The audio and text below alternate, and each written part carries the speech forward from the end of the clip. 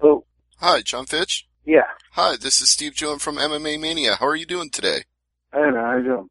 I'm doing good, thanks. I appreciate the time today, and we got a lot to talk about. So, first of all, we haven't seen you since the Husmar Palhares fight. So, how have you been? How were you medically after that fight? And what's your health and status for the fight now? Good. Me healed up well. A little bit lucky with the injury. It was nothing tore all the way through. So I had a lot of small tears that all healed up on their own with scar tissue. It took a lot of time to strengthen the leg and get it as healthy as possible. It's back to as good as it was before, I guess. I've never really that flexible, but it's holding up for me fine. Training's been really good. Been doing a lot of coaching here out in Vegas at One Kicks Gym, and you have some young guys coming up, and hopefully we'll be making some noise in the next year. Well, I'm sure those guys are working your leg out too. So if it didn't feel good, you'd know right away. Yeah. Well, that's good. Yeah, I kind of took. I got cleared to train and everything, and I took as soon as I did, I took a grappling match like in 3 weeks to kind of force myself to get in shape and push the leg. I didn't want to be too complacent laying around and getting fat or whatever. So, I wasn't exactly ready for the grappling match, but, I think sometimes it's better just to throw yourself into something to really get the best, results and get yourself, back to where you need to be.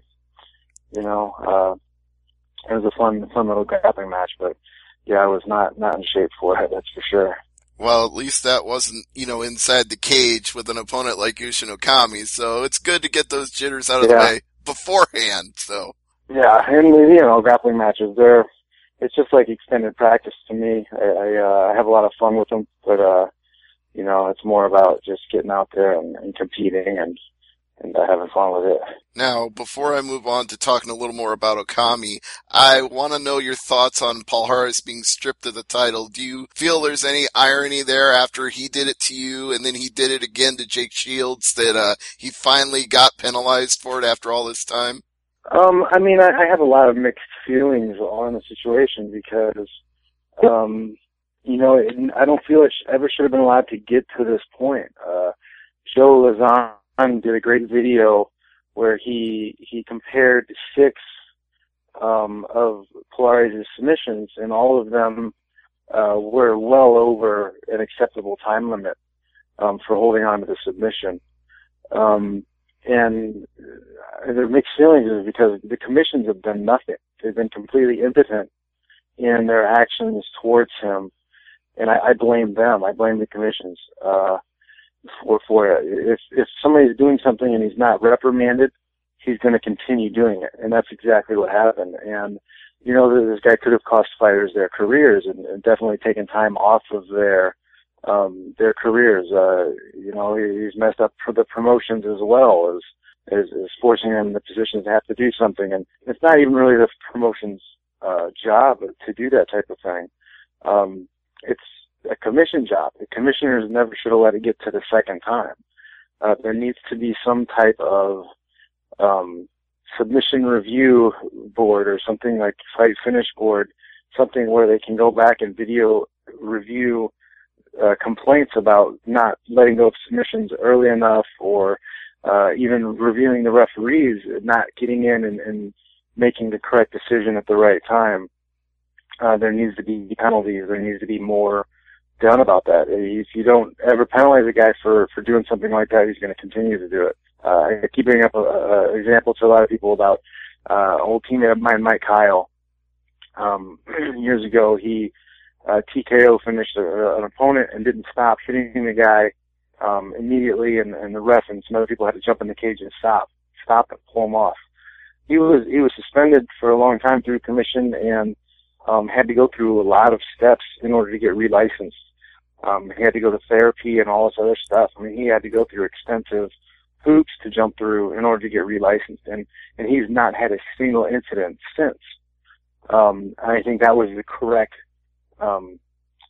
actions by the commission at that time. But I think they've failed miserably in disciplining, and it's a 50-50 thing. He's 50% a dick for doing that, but at the same time, it's 50% the commission's fault for failing to act.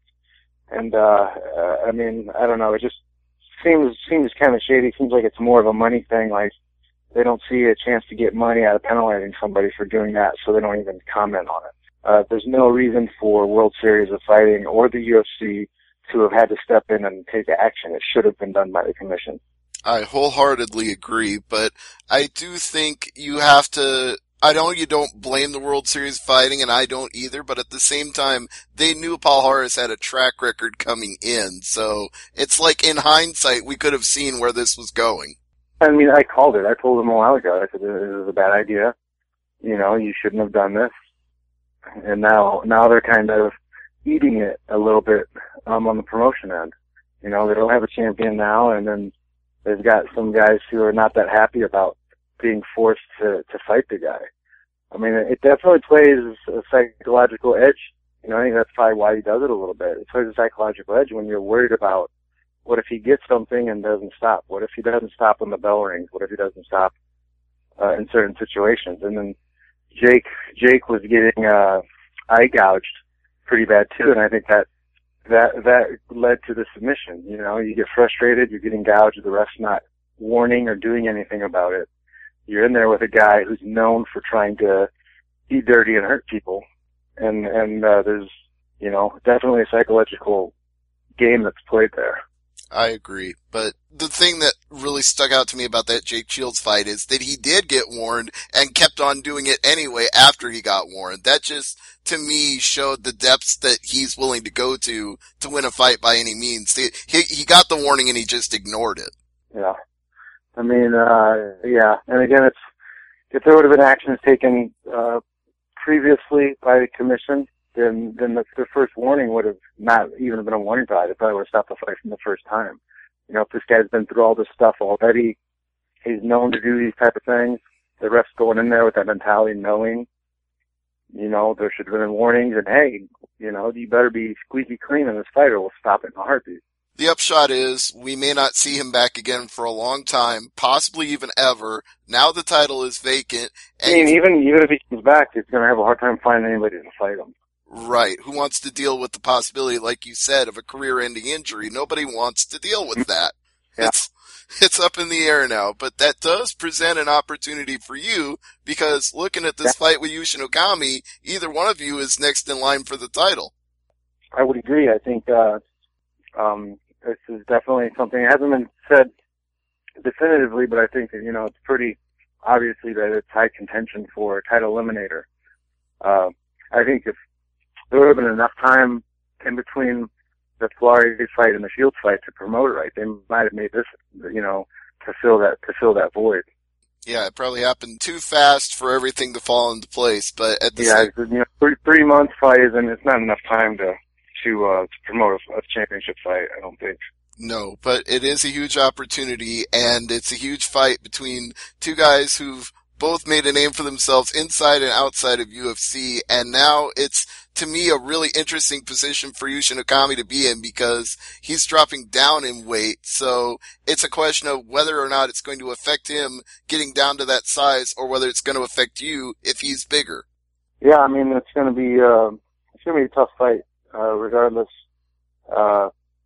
He's definitely going to have to be smaller than he normally is. I don't think he's going to be able to get back up to that, 205 to 215 weight after a cut down to 170. So, but he still could be, high 90s, mid 90s, around there, 190. So he's going to be big. He's going to be strong. But I think I definitely have more tools to bring to the table, and I think I'm just a lot faster than he is. So speed's the advantage, and you're not worried about giving up strength. Yeah, because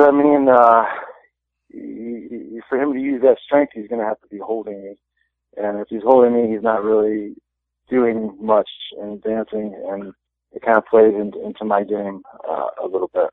Right. Yeah, and if he spends too much time holding you, that just opens up submission opportunities anyway. Yeah, and it's just can exhaust yourself too when you're just trying to control someone.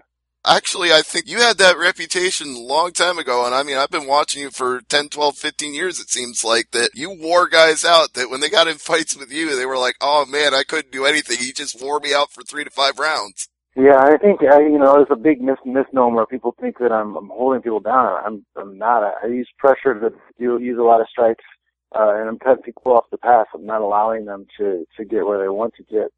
And continually doing damage the entire time. There's never a break in action in my fights.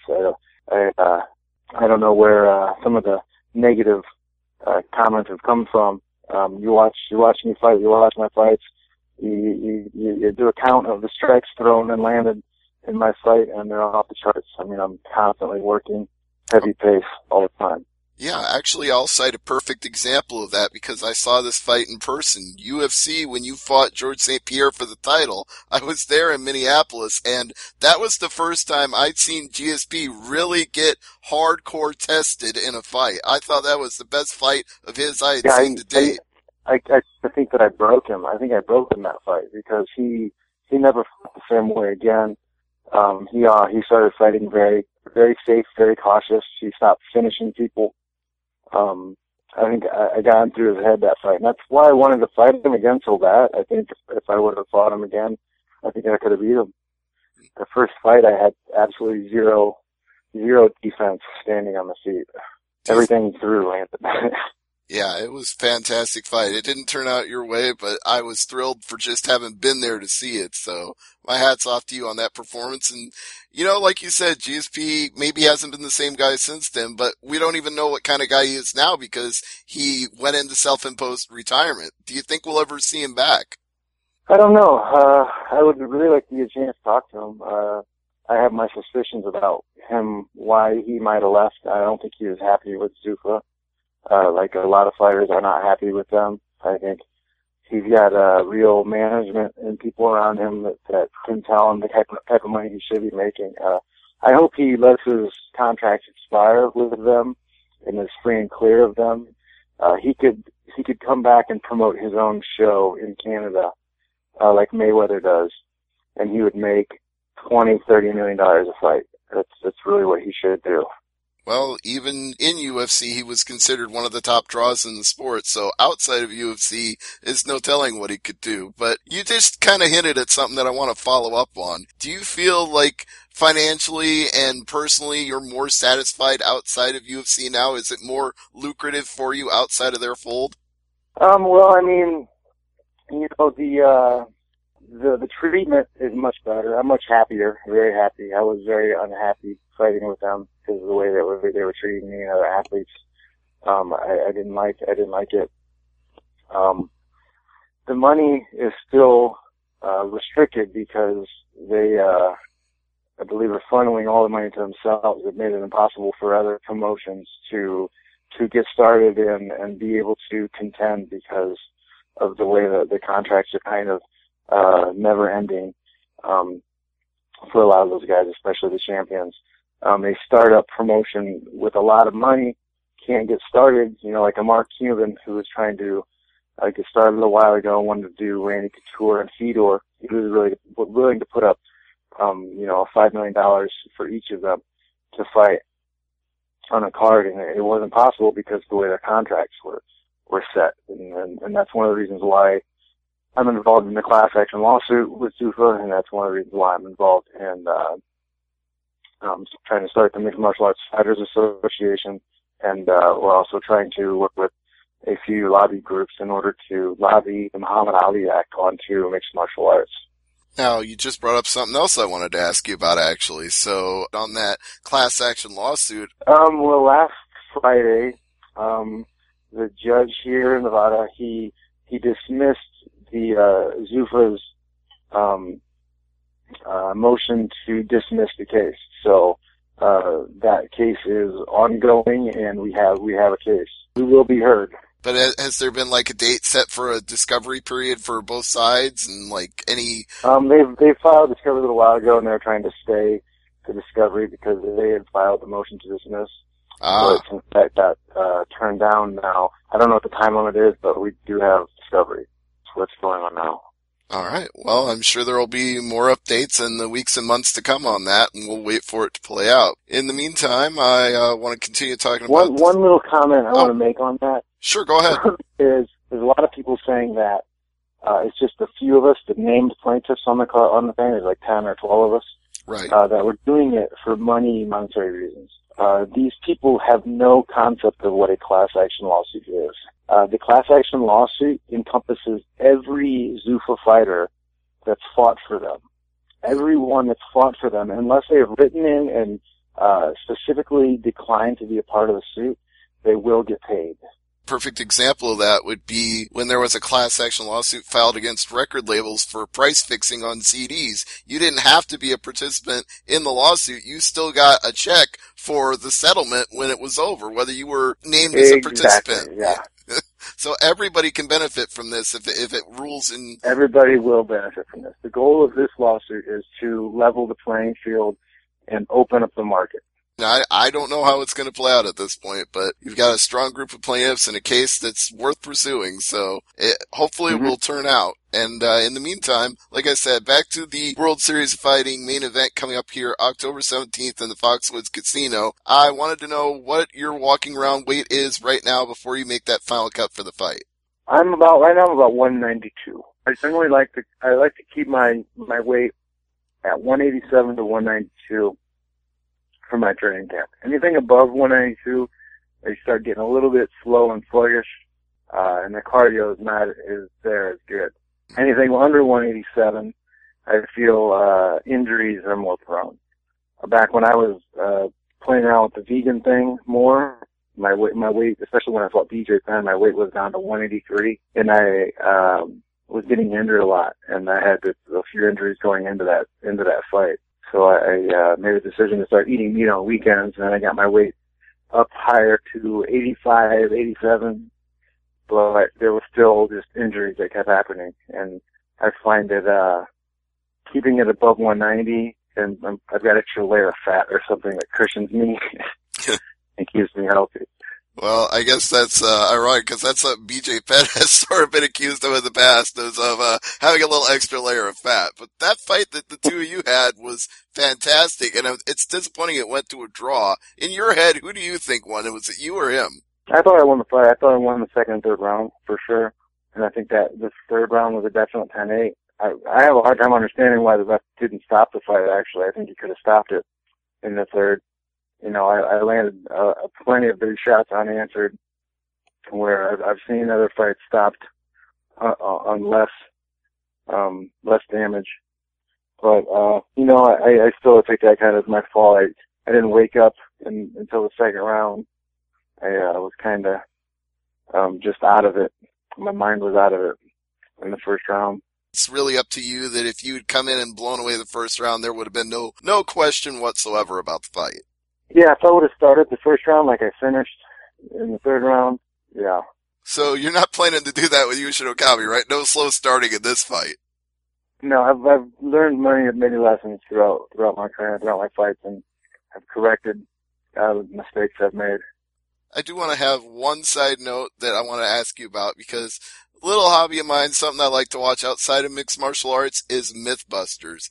And one day, I just flipped on the channel and got the shock of my life and started yelling at my wife, "Honey, Jon Fitch is on MythBusters." How did that come about? How did you end up on that show? Yeah, it was awesome because it was right before the fight with GSP, right? So there was some good promotional buzz around me at the time. But they came to, this is like an example of why a strong fighters association would be beneficial to all fighters. They came calling my management, right, for access to Forrest Griffin. But Forrest Griffin at the time was very popular. I think he might even have the championship belt at the time, so he wasn't going to be on the show for free. Mm-hmm. When my management gave him a price for what it would take for Forrest to make an appearance on the show, and they said, "Oh no, that's too much." And then they said, "Well, if you can't afford him, we have Jon Fitch. We have another fighter." So this is an example of why the Fighter Association would be good, is because these type of shows and these entities would be able to come to one spot and ask them, what do you have and what can we get? And they'd have access to more people. So I was able to get onto that show because I would work for free to be on it. Well, it ended up being great promotion, like you said, on top of the fact that It was just a lot of fun. Yeah, well, too. Like, I had a lot of fun doing it. I mean, you got to be in a very unusual experiment where they were trying to prove you could punch your way out of a coffin. So, I mean, yeah. That, once in a I lifetime. I know that if I ever got buried alive, I could punch my way through the coffin. I just, hopefully, I'm not 6 feet under where the dirt crushes me like they're talking about. Oh, exactly, yeah. Then they showed Jamie trying to get in the coffin with all that stuff on top of him. It was like, you know what? I don't think they could pay me enough to do that, let alone do it for free. Yeah. But one of the other things that struck me about that episode when I watched it was they actually used a force plate on a punching bag to measure the pounds per square inch for force that you can generate. So I guess I know that's been many years ago, but would you say you can still generate that much force or maybe even more? I punch way harder now. I've had, in the last couple of years, I've had some different striking coaches that have really brought out my potential as far as speed and power as far as punching. I wasn't a very good puncher at that time, very, very pawing with my punches. But I got to spend 6 months up in Syracuse with a boxing coach named Darren Carroll, and he really brought out a lot of power in me. And then I've been here in Vegas with one kid, Nick Blumgren, and he's a pretty phenomenal striking coach as well. I've heard nothing but good things about One Kick Nick. In fact, one of my good friends in Las Vegas, Mike Sawyer, he's putting over One Kick Nick's gym. He's got a reputation that speaks for itself. He does. He's like he's the biggest secret. Somebody should really do a feature on him. He's like the biggest secret in this sport. Like he cornered Chuck Liddell when he fought Pele down in Brazil. Like, he's been involved in this sport and kickboxing and boxing for a long, long time. And he's pretty famous around in Vegas too. Like, all the locals know who he is. Yeah, I'd love to do a feature with Nick. I came close one time because I was actually at an exhibition that he set up at the Harley-Davidson Red Rock, but I didn't get a chance to one-on-one with him that day. Yeah, he's definitely an interesting guy. And more people I run into that know him, they got nothing but good stories to tell about him. It's on my to-do list, but then so was talking to you today about this big fight coming up. So October 17th, the Foxwoods Casino, the main event on NBC Sports, and it is a spectacularly stacked up card because besides the main event with you and Yushin Okami, we got a heavyweight title fight, Blagoy Ivanov and Derek Mayman, and the inaugural flyweight title, Magomed Bibliatov and Donovan Freelo. So it's an explosive card, and it's free on NBC Sports. Yeah, I also have Vinny Magalese and Matt Hamill. Matt Hamill, yeah. That's going to be an interesting matchup too. I got to work out with Matt Hamill a few times up in Syracuse when I was there. He's around in that area. He's been working with Darren Carroll, the boxing coach up there. So it'll be interesting. He's such a strong guy. He's super powerful. Oh, yeah. And that fight was originally, if I remember correctly, supposed to be part of the light heavyweight tournament. So it's kind of interesting it's happening now after the tournament is over. Yeah.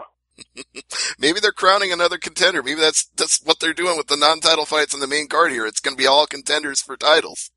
Yeah, could be, yeah. Just haven't made any official announcements on it. Yeah, well, I guess we'll find out watching the live broadcast. Maybe Chael Sonnen will drop a couple of bombs on us and let us all know. What do you think about the fact that he's part of World Series of Fighting now? Oh, it's fun working with Chael. I got to do some stuff with him down in Phoenix for World Series 23. He's just good on the mic. People like him. He gets a rise out of people. He's a good showman. He knows how to sell fights for sure.